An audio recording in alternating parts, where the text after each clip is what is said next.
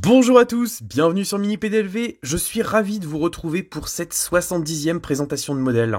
Vous vous rendez compte, c'est la 70e, et jusqu'à ce jour, il n'y avait jamais eu de Ferrari sur la chaîne. Bon, c'est le moment de compenser ça. Comme d'habitude, petite séquence en musique, vous êtes habitués, et on se retrouve après pour en parler. Go!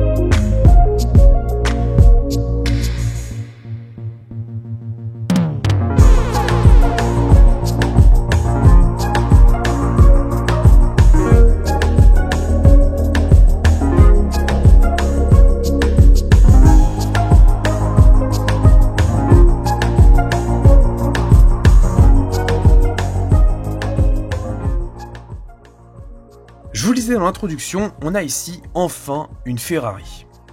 Alors, c'est pas n'importe quelle Ferrari, d'ailleurs, est-ce que n'importe quelle Ferrari ça existe? Je pense pas. Chaque Ferrari a une histoire à raconter. Et celle-ci, en fait, elle appartient à une lignée qui est déjà assez longue, c'est celle des berlinettes Ferrari. Alors, pendant que je parle un petit peu, je vais vous faire tourner le plateau, ça va être plus sympa.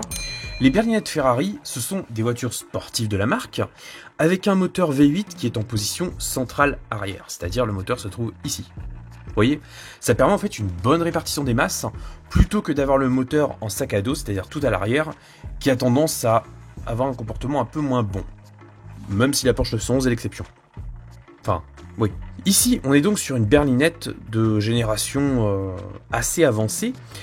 Je vais pas vous retracer toute l'histoire des berlinettes Ferrari parce qu'il y en a eu beaucoup, donc on va commencer aux années 2000. Année 2000, le modèle qui est actuellement en production, c'est la 360 Modena. Alors, ce modèle-là, on va être d'accord, selon moi, c'est vraiment l'une des plus belles Ferrari qui ait jamais existé. Sa ligne est intemporelle, c'est vraiment un pur plaisir à regarder. Elle a tout ce qu'il faut là où il faut, et c'est vraiment, je trouve, une Ferrari magnifique. Elle a été remplacée par un modèle un peu plus classique, un peu plus rigoureux en matière de style, c'est la Ferrari F430. Alors celle-là, elle a déjà été un peu plus décriée, même si elle est quand même hautement désirable et il y a eu des versions sportives assez oufissimes dessus. Elle a été remplacée, je crois que c'était en 2009, par la Ferrari 458 Italia. 458 parce que 4 litres 5 V8. Voilà, chez Ferrari, tout a un sens, sauf pour celle-ci. Et donc, cette version-là, elle se caractérise par un style beaucoup plus affirmé, elle inaugure de nouveaux codes stylistiques, le style est beaucoup plus agressif, et finalement, elle ouvre la voie d'une nouvelle ère chez Ferrari, et une ère qui va avoir une belle descendance également. Et il faut savoir que cette 458 Italia, elle avait un moteur atmosphérique, donc puisque vous avez suivi, c'est effectivement bien un moteur V8, qui délivrait une puissance de 570 chevaux. Donc c'est quand même très respectable et les performances sont vraiment à la hauteur. Et forcément, quand il s'agit de remplacer une légende, il faut faire encore mieux. Sauf que pour la 488 GTB qu'on a ici, en fait Ferrari, ils sont confrontés à un dilemme. On est en 2015, et là, il y a un truc qui commence à peser sur le marché européen, ce sont les émissions de CO2. Alors oui, effectivement, le réchauffement climatique est un vrai problème de société, clairement, on ne peut pas le nier. L'impact automobile est quand même important, même si, à mon sens, c'est pas forcément le principal. Là n'est pas le sujet. Et donc, voilà, Ferrari doit réduire ses émissions de CO2 et aussi abaisser sa consommation. Parce que, mine de rien, l'essence, ça coûte cher. Et donc, il faut essayer d'être un peu plus vertueux et un peu plus économique. Et donc, la 488 GTB, si on essaie de décrypter son nom, 488 GTB, on pourrait penser que c'est un moteur 4,8 litres V8. En fait, c'est pas du tout le cas. Le moteur, c'est un 3,9 litres. Alors, effectivement, sur la 458, on avait une cylindrée de 4,5 litres. Là, on passe à 3,9 litres. Et en fait, cette baisse de cylindrée permet de moins solliciter le moteur et donc de fournir un peu moins d'efforts. Et pour compenser ça, il y a un turbocompresseur. Et ce turbocompresseur-là, il permet de passer à 670 chevaux de puissance, c'est-à-dire un gain de 100 chevaux. Et 100 chevaux de plus, c'est quand même pas dégueulasse. Et donc c'est ainsi que la 488 GTB est née. Elle s'appelle GTS si vous optez pour le cabriolet, le Spider. Et il y a également une version Aperta qui constitue la version la plus puissante, la plus performante. Ici, vous aurez remarqué, je pense, qu'on est sur une version biton, c'est-à-dire qu'elle a deux couleurs de carrosserie. On a la couleur principale qui est rouge et on a également une complémentaire noire pour le toit et qui est reportée au niveau des jantes. Alors je pense, corrigez-moi si je me trompe, que c'est tout simplement une option qui a été proposée au catalogue. Je pense pas qu'il s'agisse d'une version à part. On va s'intéresser vite fait à l'avant. Un avant que je trouve très réussi, parce que chez Ferrari, on doit quand même beaucoup miser sur l'élégance. Il ne s'agit pas de juste ajouter des codes stylistiques qui alourdissent la ligne, non, pas du tout. On a donc un avant qui est relativement classique dans sa présentation, avec des phares, puisqu'on est à l'avant, qui sont effilés, un petit peu dans le style de la 458 que la 488 remplace, tout en étant, je trouve, plus épuré. On a également un capot qui est relativement simple dans sa forme, mais si on joue un petit peu avec les effets de lumière, on voit que le capot est superbement nervuré, aussi bien au niveau des ailes que sur la partie centrale, qui aboutit à l'avant. Et en fait, ça dissimule, si on regarde comme ça, des aérations ici et ici.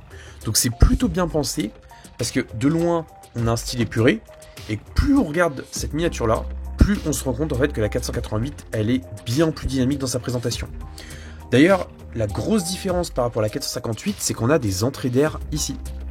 Et ça, je trouve finalement que ça dessine super bien la ligne. Un arrière un peu plus classique également, dis donc, pour pas changer, puisque la 458 avait 3 sorties d'échappement au centre, là maintenant on n'en a plus que 2, et on a également un petit symbole comme on a en compétition qui permet d'allumer le 3ème feu stop ici. Je trouve ça super élégant. Bon, assez parlé du modèle, on va parler un petit peu de la miniature. Alors, je vous l'ai dit en introduction, enfin je crois vous l'avoir dit et j'espère ne pas avoir oublié, c'est une Ferrari 488 GTB à l'échelle 1/18e qui a été reproduite par Burago. Oui, Burago. Ce nom-là, je pense que toutes et tous, on le connaît par cœur. Je pense même que votre première voiture miniature, ça a peut-être été une Burago. Moi, ça a été mon cas. Burago, c'est un fabricant qui est très ancien, qui a un passif incroyable et qui a réalisé déjà bon nombre de voitures miniatures. Le credo de Burago, c'est de proposer les meilleurs rapports qualité-prix. Donc effectivement, les finitions sont rarement exceptionnelles. Ce modèle-là, on va voir qu'il est un petit peu mieux puisqu'il appartient à la gamme signature. En fait, Burago a tout simplement essayé de se structurer davantage, notamment depuis 2015, puisque cette date-là correspond à son rachat par le groupe Maicheong, j'espère également bien le prononcer, qui détient notamment Maisto. Maisto, on en reparlera un petit peu plus tard dans une prochaine revue, puisque j'ai des modèles à vous présenter. Bref. Burago, c'est donc un fabricant d'entrée de gamme, voilà, il faut dire ce qu'il en est. Les miniatures qu'il propose, c'est des modèles populaires, qui sont destinés à être vendus massivement et qui sont proposés à tout petit prix. Ça démarre généralement à 30 €. Mais Burago, ils sont loin d'être bêtes, ils ont également besoin de faire plus de bénéfices, ils ont également envie de faire plus de bénéfices, donc ils ont décidé de développer plein de gammes, aussi bien à l'échelle 1,43 que 1,64e. Et à l'échelle 1,18e, c'est passé par la gamme signature. Alors, signature, ça correspond à quoi? C'est tout simplement des miniatures 1/18e qui sont d'une qualité meilleure qu'à l'habitude. Alors là, vous allez me dire, ouais, ok, mais si Burago est capable de faire mieux, pourquoi il propose pas mieux direct? Bah en fait, il faut tout simplement penser rapport qualité-prix. Si Burago veut faire et vendre une voiture à 35 €, ils doivent faire des compromis, ils doivent faire des économies sur des points. Par exemple, la 488 GTB, qui existe déjà chez Burago dans la gamme classique ou 1/18e, elle est beaucoup plus simple dans sa présentation. Par exemple, elle n'a pas de vitres sur les portes, petite économie. Les jantes sont un peu moins bien détaillées, les disques de frein aussi, petites économies à nouveau. Je crois qu'elle n'a pas ligne de dégivrage, petite économie. Bref, tout un tas de petites économies qui sont en fait tout simplement volontaires. C'est pas une... Si Burago veut nous faire une miniature haut de gamme qualité Auto Art, ils en sont capables. C'est juste que le prix de vente sera au niveau des prix Auto Art. Là, on est donc sur une gamme signature de chez Burago. Alors, au niveau du positionnement, puisqu'il est légitime de se poser la question, je vais être tout à fait transparent avec vous, c'est pas la joie. On est quand même bien mieux qu'une Burago classique, mais on est quand même en dessous d'une finition de nos rêves, à mon sens. En fait, on n'est pas très loin d'une finition de nos rêves, mais il y a quand même des petites pétouilles qui font que malheureusement on est encore en dessous à mon sens. Vous allez certainement me demander de justifier mes propos. Bah écoutez, c'est le moment de présenter la miniature, donc on va attaquer. Au niveau de l'avant, là, je suis pas certain qu'il y ait de différence entre la gamme signature et la gamme pas signature, puisqu'on a un avant qui est classique. Les ajustements sont assez bons dans l'ensemble. Les aérations sont plutôt fines, les optiques sont assez jolies. On n'a pas un très gros niveau de détail, on voit les points de fixation, c'est assez moyen. Ce qu'il faut également prendre en compte, j'y pense que maintenant, c'est que la licence Ferrari, ça coûte très cher, et donc Burago ne peut pas proposer une miniature non plus très haut de gamme pour cet ordre de prix. Au niveau du profil, c'est plutôt pas mal. Alors là, je regardais les disques de frein. Ouais, les disques de frein sont assez jolis. Bon, je retourne sur mon profil. La ligne de caisse est bien dessinée, c'est plutôt joli. Les ajustements d'ouvrant sont bons. Le bas de caisse est plutôt joli.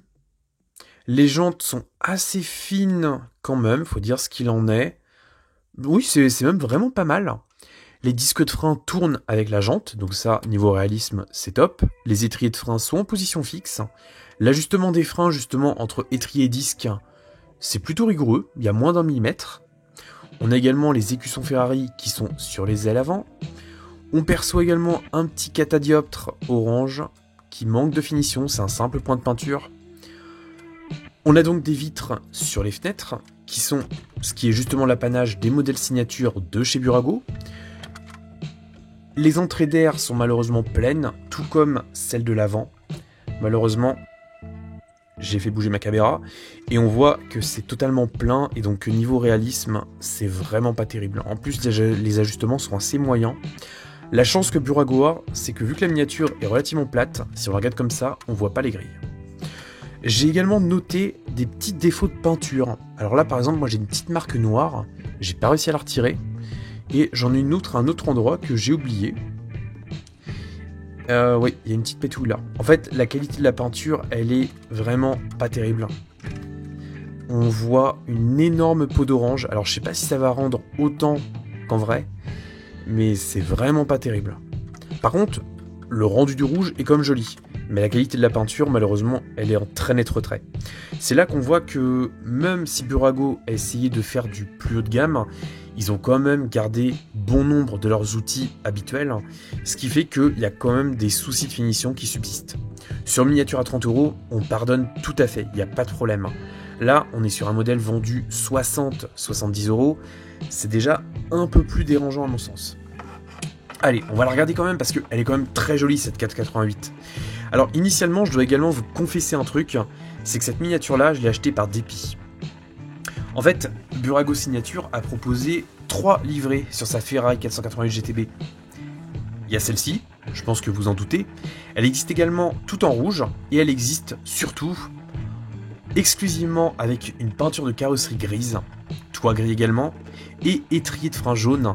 Et je sais pas pourquoi, cette configuration-là, j'ai fait une fixette dessus, j'ai essayé de la trouver, je l'ai trouvée à des prix délirants, et donc finalement je me suis dit, tant pis, on va prendre celle-là, qui est quand même très jolie. Voilà, bref.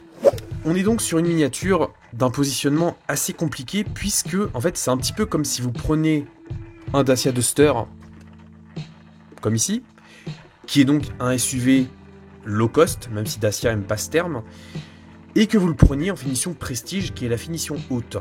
Bon, vous auriez bon nombre d'équipements de confort, bon nombre de finitions sympas, mais on serait quand même sur une architecture basique dans sa présentation, avec donc un niveau de finition qui serait pas forcément terrible. Et donc en fait, là, on est clairement dans la même idée. On est sur une Burago plus, mais on est quand même bien sur une base Burago. Il est temps de parler des ouvrants, parce que Burago, même si c'est pas un fabricant haut de gamme, eux, ils proposent tous les ouvrants. Et ça, c'est plutôt cool. Allez, on arrête le plateau et on va commencer avec le premier ouvrant. D'ailleurs, Burago fournit un outil avec. Voilà, j'ai été le chercher. C'est un petit machin transparent, siglé Burago, qui permet en fait d'ouvrir sans esquinter la miniature. Alors, vu que la peinture est déjà merdique, effectivement, c'est pas plus mal d'essayer de pas aggraver la chose.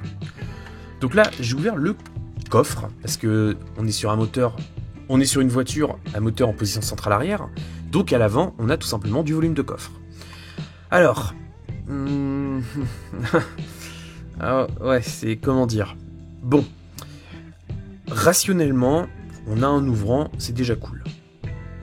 Objectivement, mais c'est de la merde. Les charnières sont quand même sacrément dégueulasses. Est-ce qu'on peut faire mieux? Je suis pas sûr, parce que les charnières, elles auraient pu être là, mais on a la roue qui est juste derrière, donc il n'y a pas forcément un gros débattement.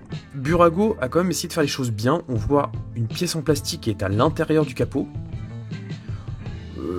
Cette partie-là, on a un plastique un peu granuleux qui singe de la moquette, mais c'est pas de la moquette.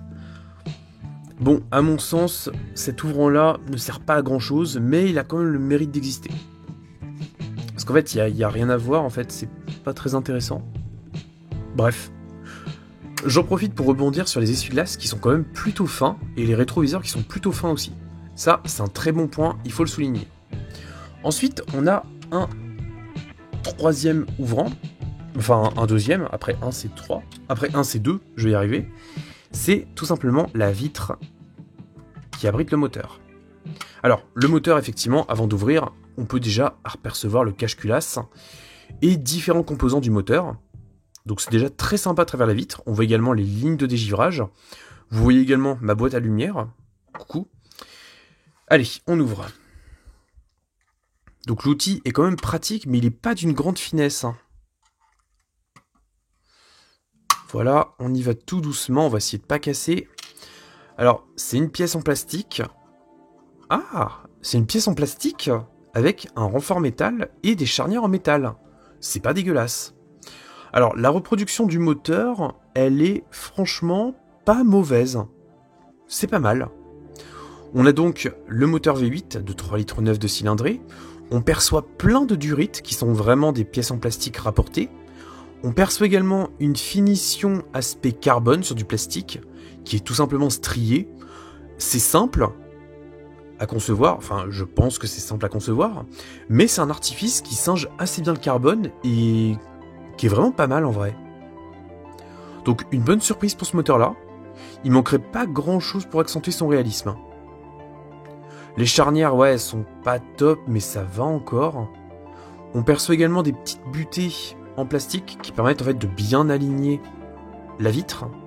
Donc non, c'est pas mal du tout en fait, c'est une bonne surprise même.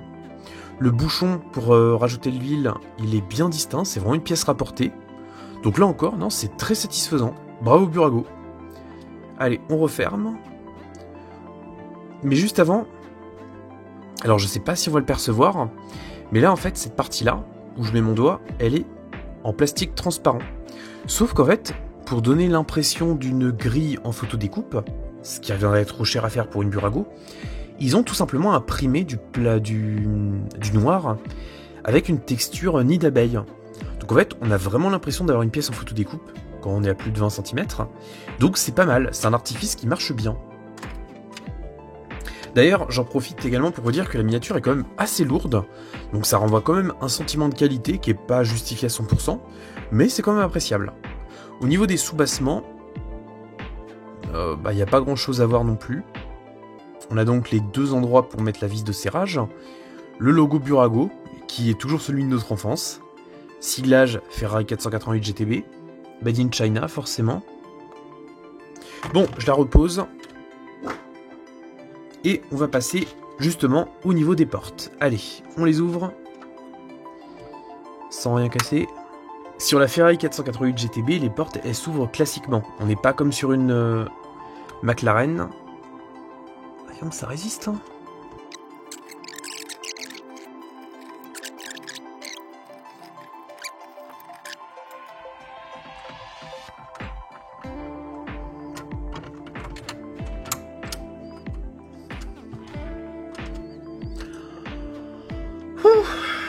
ça y est, une porte ouverte. Ah, c'est juste le mécanisme en fait qui est très dur. En fait, il faut se rendre compte d'un truc, c'est que on reste quand même sur une miniature bas de gamme de base, avec un contrôle qualité qui semble pas forcément très appuyé, puisque sinon je pense pas que les pétouilles de finition elles seraient restées. Oh là, c'est barbare. Ouais, en fait, faut y aller comme un bourrin. Voilà, c'est dit. Bon, vous avez l'habitude, je vous mets des photos sur la vidéo, et moi pendant ce temps-là, je vous parle de l'intérieur. Alors, les portes, elles offrent donc pas un très gros débattement. On perçoit un volant qui est assez bien reproduit, avec le magnétino qui permet de passer d'un mode de conduite à un autre. Les fonds de compteur sont imprimés, ça c'est un point positif. On perçoit également les palettes derrière le volant, puisque Ferrari ne propose qu'une boîte à double embrayage, et cet rapport, la boîte F1, les palettes sont pas très fines, c'est pas terrible. On a un intérieur sur ce modèle-là qui est noir et rouge, donc ça c'est plutôt cool visuellement. On n'a pas de feutrine au sol, c'est du plastique brut. La console centrale est assez simple, mais ça présente bien. Et le fait en fait qu'on ait le biton, je trouve que ça apporte vraiment un charme en plus. On perçoit également une touche de rouge au niveau des boucles de ceinture, enfin au niveau des fixations. Les logos 488 GTB sont bien présents. Donc non, en fait c'est correct, on a des seuils de porte qui sont imprimés. Les contre-portes sont classiques, mais ça fait le taf, ça va. Les mises en couleur de certains éléments alus sont assez moyennes. Les vitres semblent assez bien appliquées. Les charnières de porte, elles sont réalistes, mais elles sont très difficiles à ouvrir. Est-ce qu'on a un ciel de toit qui est habillé? Eh ben ouais, on a un ciel de toit avec même un sticker au niveau du pare-soleil passager. Petit détail sympa. Bon, bah c'est quand même plutôt satisfaisant cet intérieur, je suis assez content. Ce qui donne la qualité d'une miniature, c'est également ses suspensions et la rigueur de l'attache de ses roues. Et là, en fait, on voit qu'il y a un jeu qui est assez important. Donc en fait, les fixations, elles sont pas incroyables. Et ce qui fait que quand la miniature va être exposée assez longtemps, en fait, je pense que les roues, elles vont un peu se gordiniser. Ouais, on peut voir le phénomène. C'est-à-dire que les roues vont avoir tendance à rentrer sur la partie haute en raison du poids de la miniature. Et comme c'est une miniature quand même assez lourde, c'est un petit peu dommage. Bon, hormis ça, il est temps pour moi de conclure cette vidéo. D'ailleurs, je vais vous faire tourner le plateau. Parce que moi j'aime bien regarder comme cette miniature. Parmi les trucs bons, je dirais qu'il y a quand même de gros efforts qui ont été faits par Burago. Par rapport à la 488 GTB de base, on est quand même bien au-delà. La présence de vitres est quand même salutaire, c'est vraiment très sympa. Il y a quand même pas mal de détails qui sont soignés, aussi bien à l'extérieur qu'à l'intérieur. Par contre, voilà, on reste sur une miniature bas de gamme améliorée. Donc il y a quand même des soucis de finition qui restent. Par exemple, les grilles sont vraiment extrêmement mauvaises. C'est vraiment pas terrible. Là, pareil, même problème. En fait, si vous arrivez à trouver un transkit qui comprend des pièces en photo découpe, vous pourrez vraiment améliorer sans trop de difficulté cette miniature-là. Parce que hormis quelques petits problèmes de finition, par endroit, elle reste quand même très satisfaisante. Alors, si ce modèle vous intéresse, vous la trouverez difficilement en gris. En rouge et noir, c'est la configuration la plus facile à trouver. La référence, c'est 16905R. Vous comptez entre 60 et 70-80 euros. Alors, c'est un prix que je trouve correct, mais soyons francs, j'y mettrai vraiment pas un euro de plus. Si cette revue de modèle vous a intéressé, si vous voulez que je fasse un peu plus souvent des Ferrari, n'hésitez pas à me le dire en commentaire. Moi, ça m'a vraiment fait plaisir de vous la présenter. Déjà parce que j'avais envie de vous présenter une belle italienne. C'était maintenant chose faite. Et surtout, j'avais envie de parler un petit peu de Burago, puisque c'est un fabricant que je n'avais pas encore abordé sur la chaîne. Donc là, on commence quand même avec une belle Burago. Il y a quand même pas mal de Burago qui sont moins bonnes en termes de finition. Mais je vais quand même tâcher de vous en présenter un petit peu plus. Il est temps pour moi de vous laisser, je crois que j'ai déjà beaucoup parlé. Je vous dis à très bientôt, prenez soin de vous et de votre famille. Conduisez pas comme des pirates, surtout en ville. Et bye bye. Allez, outro.